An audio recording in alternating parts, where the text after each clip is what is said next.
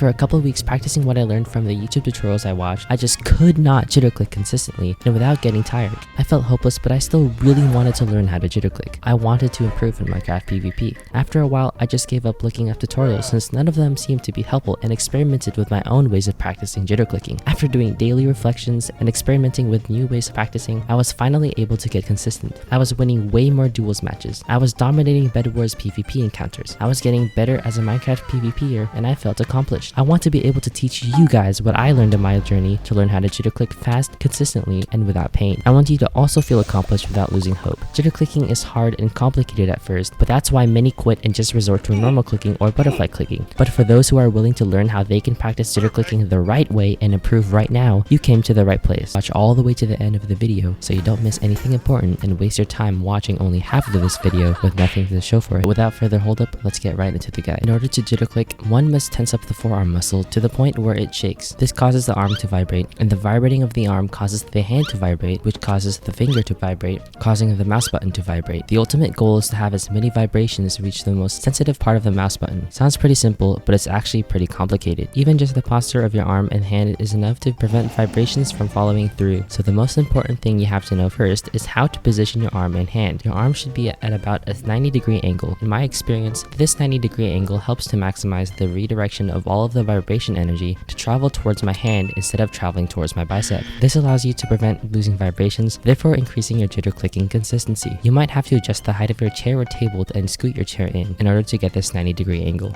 Now more vibration energy can travel from your forearm towards your hand. Make sure that the only part of your fingers touching the mouse is your fingertips. What you don't want to do is have your entire finger lay on the mouse. This greatly reduces the speed and consistency that you can jitter click as a result of the energy vibrations from your arm being transferred to a larger surface area, which reduces the amount of vibrations that is able to transfer the more sensitive area of the mouse button. It might also help to cut your fingernails. Even though you massively reduce the surface area you're covering, fingertip gripping is harder when only relying on nails to click since you get less grip control. Your pinky and thumb should be on either side of the mouse, your ring finger on the right mouse button, and your index and middle finger on the left mouse button. It's important to have both of these fingers on the left mouse button because your middle finger helps to support your index finger by increasing the amount of control that you have on your jitter clicks, helping you to become even more consistent. Now that posture is out of the way, we need to make sure that we are doing what's called arm aiming, and as the name reflects, arm aiming is the locking of the wrist and the use of the entire arm to move the mouse to aim. This is very important to know because not only will it help you to improve your aim since you're using many more muscles that will give you much more control, but also because you're not relying on your wrist as much. When you rely on your wrist tends to touch the table to compensate for the loss of control that relying on less muscles restricts you to.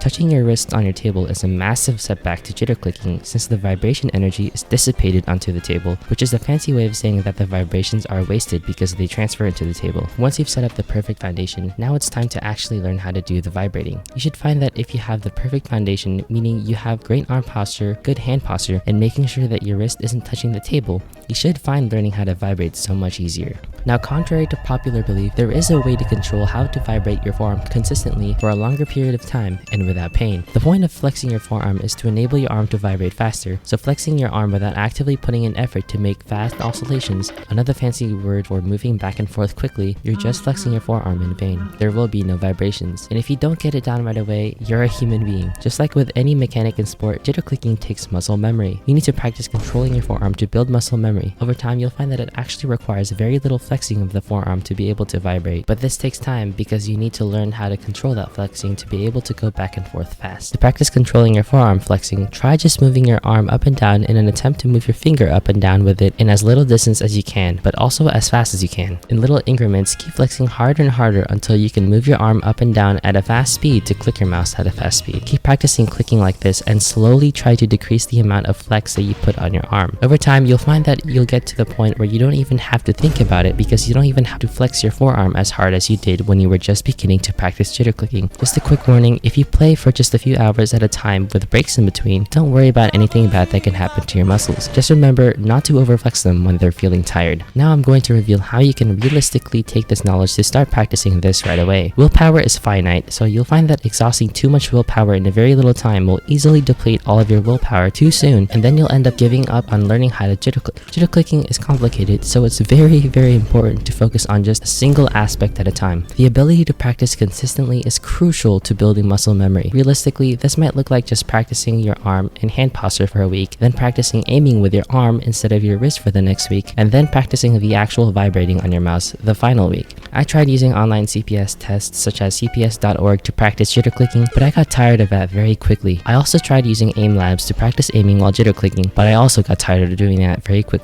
Therefore, to practice any skill regarding jitter clicking, I would highly recommend simply just playing the game you want to jitter click in to make practicing so much more enjoyable. There isn't any harm in not practicing outside of the game you want to jitter click in. Actually, it might even be better since you're already implementing what you've learned into the environment in which you'll be using those skills. Also, don't practice jitter clicking anywhere other than your mouse. It just isn't the same, and you'll easily discourage yourself once you find that you can't vibrate as fast on a table as you could with a mouse. This is because mice have switches that have a spring-like effect that bounce your finger up and down. Now, of course, some of you are very fast learners or already have some experience on some skills, and you could probably master these skills much faster in less time.